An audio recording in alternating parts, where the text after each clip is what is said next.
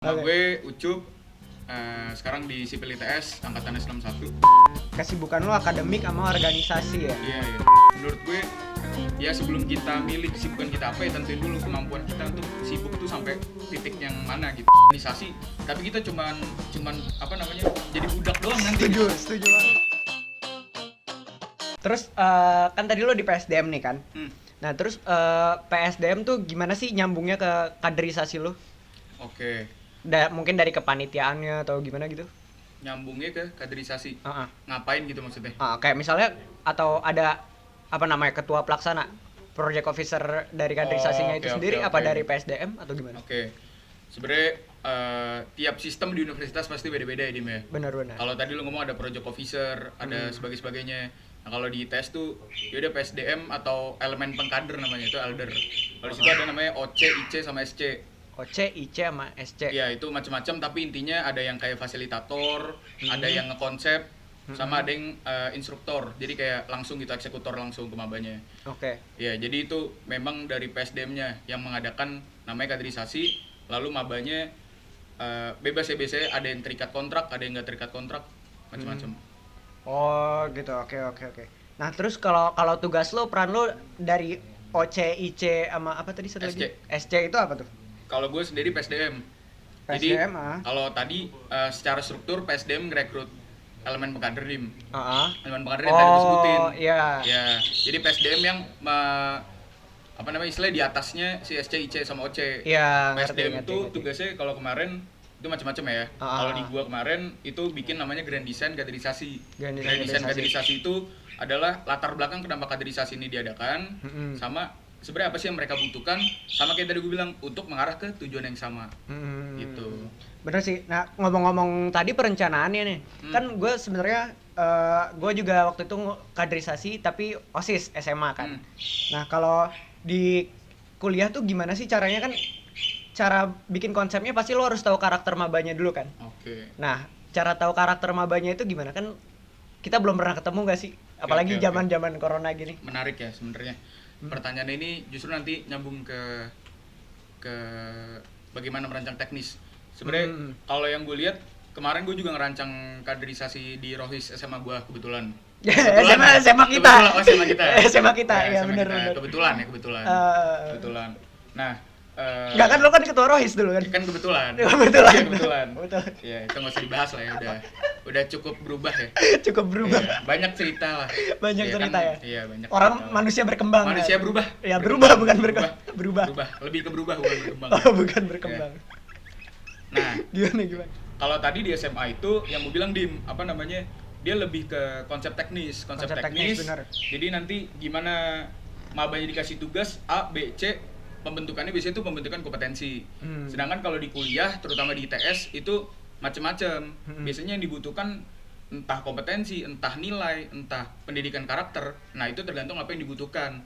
Pas lu nanya tadi, pas banget gimana sih cara kita tahu karakteristik maba. Nah, kalau di teknik gue sempat belajar sama dosen gue, maka tingkating juga, itu namanya ada ARM, analisis raw material. Jadi kita harus tahu dulu material yang mau kita godok ini, yang mau kita bikin gedung 12 lantai ini. Ini kita harus tahu karakteristiknya gimana. Benar. Tanahnya gimana. Mabanya lebih terima pembelajaran yang audio atau yang visual atau yang audiovisual. Jadi kita bisa memikirkan apa yang kita berikan dengan metode seperti apa. Benar. Gitu. Jadi harus cari tahu dulu juga emang. Jadi ada yang namanya ARM ya emang. ARM. Nggak di mungkin di ITS dong. Gue juga pernah dengar Vito juga sebenarnya teman kita. Dia ngerancang kaderisasi juga kan. Dia juga pernah nyeritain gue tentang ARM ini. Sebenarnya menarik banget sih ARM ini. ARM ini kayak kita lebih pendekatan ke maba sebelum kaderisasi ya berarti. Kayak mungkin dari tongkrong-tongkrongan bisa, gitu ya. Sebenarnya ARM itu kan sebuah metode ya Dim. Sebuah metode bagaimana kita bisa mengetahui gitu keadaan kondisi sekarang ya, current state-nya gitu. Bagaimana caranya itu beragam. Benar. Ada kalau mungkin baca-baca literatur juga ada namanya observasi. Observasi itu kita sekedar nih maba songong nih gitu. Nih maba anjing nih. Iya, gitu doang. Kayak di kantin kualitatif lah ya masuknya. Ya. Nah, bisa juga lewat kayak tes MBTI juga bisa. Tes MBTI itu kan biasanya hasilnya itu kayak kita ekstrovert atau introvert ya. Iya. Nah, nanti pas pembagian kelasnya itu bisa kita pas-pasin supaya kelasnya itu aktif setiap kelasnya. Nah, itu makanya kalau kita ngomong ARM yang kita tinjau banyak, nggak mesti kita langsung ngobrol sama maba, nggak mesti nongkrong sama maba. Bisa juga kita ngadain tes mereka ikut. Kayak yang tadi kayak audio visual atau visual, cara pembelajaran yang terbaik bagi mereka itu pasti teman-teman juga sering dapatkan di psikotes dan sebagainya. Benar. Nah ya kayak gitu deh. Ya sih. Oke, dari pas kita udah tahu nih karakteristik maba, terus kita mulai nyusun tadi ya grand design-nya, kayak garis besarnya nggak sih? Garis besarnya itu. Nah kalau dari garis besarnya itu pasti ada sesuatu yang diturunin dari atas gitu, kayak angkatan atas. Nah itu kalau jurusan lu sendiri itu ada nggak sih kayak budaya yang masih turun temurun itu? Ini mungkin gue lurusin dulu juga ya Dim.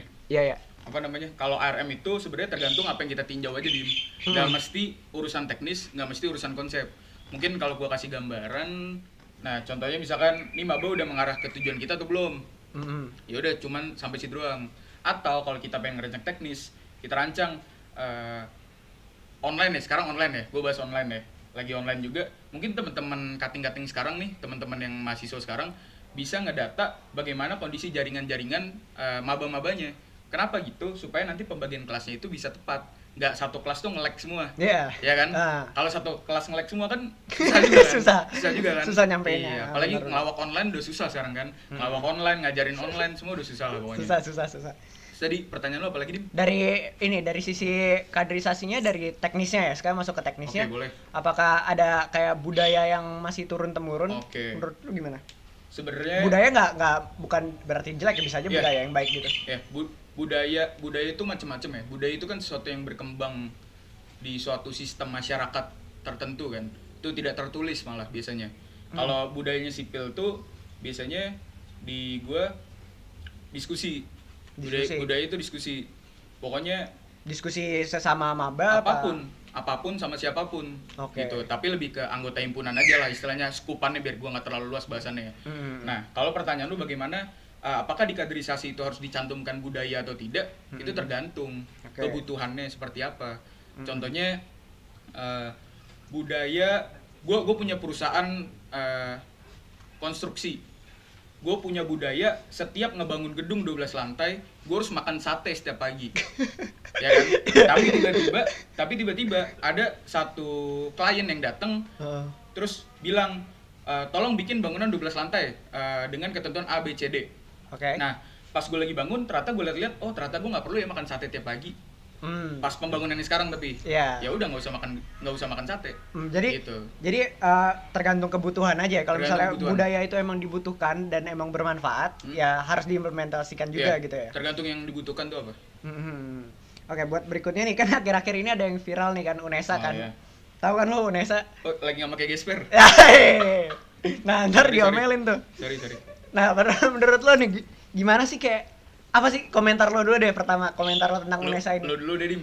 Komentar gue nih. Oke. Jadi aja kalau sebenarnya gini, marah-marah tuh kalau menurut gue ini masuk ke marah-marah ya, marah-marah. Bebas. Apapun sudut pandang lu gue apa-apa. Jadi kalau marah-marah lo mau tegas itu emang sebenarnya efektif, cuma ada jangka waktunya kalau menurut gue. Kayak misalnya militer, semi militer kayak polisi, tentara kayak gitu. Mereka lebih profesional daripada kita gitu kan.